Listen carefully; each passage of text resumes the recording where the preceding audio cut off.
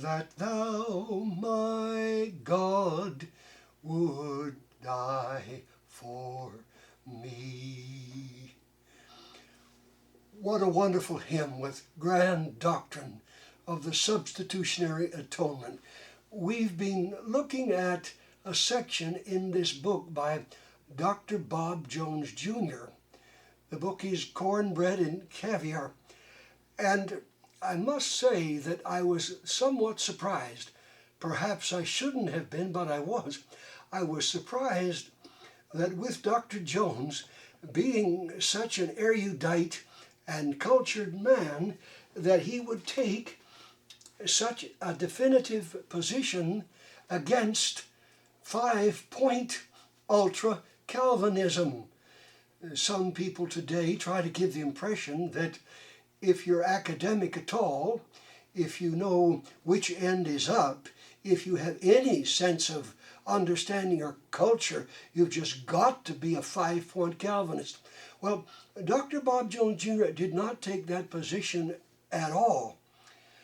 He steered us to A. Hodge, who was a son of Charles Hodge, who taught at Princeton. Of course, Charles Hodge was a well-known 5-point Calvinist, but his son, A. Hodge, said something about truth that I think is so very revealing. A. Hodge said that it's a mistake to think that logic is a straight line. He said, rather, we need to see truth and logic as many-sided,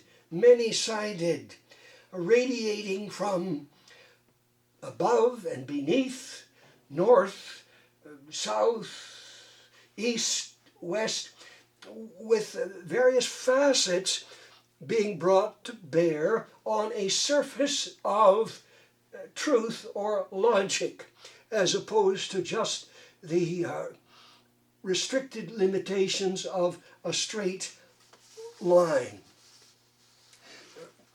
I've been interested to find out in this current study that not every Puritan was a 5-point Calvinist.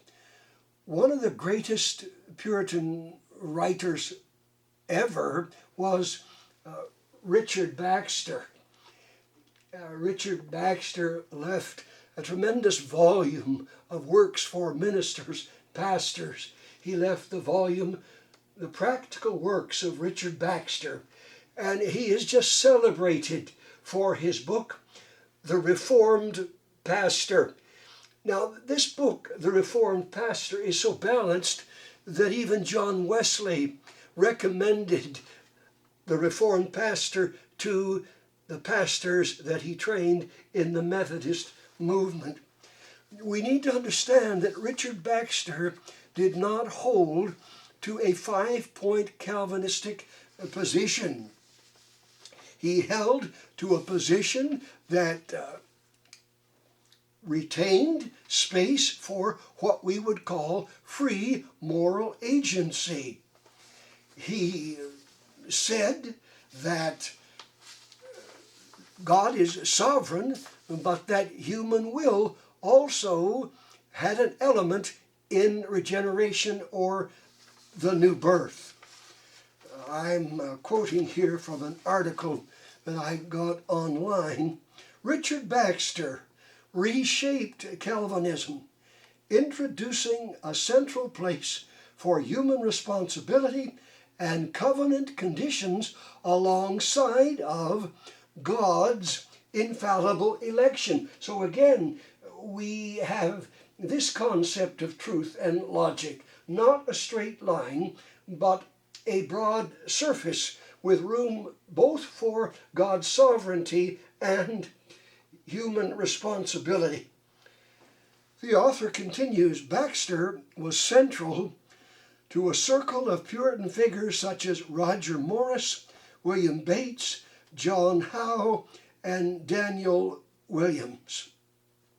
Nonconformists, these men were, who accommodated human agency or free will and obedience into the broader economy of salvation.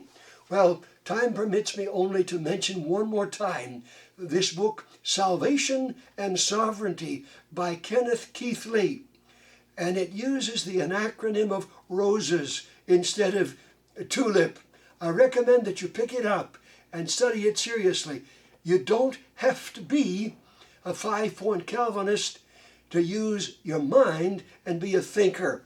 Look at the breadth of truth. Thanks for watching.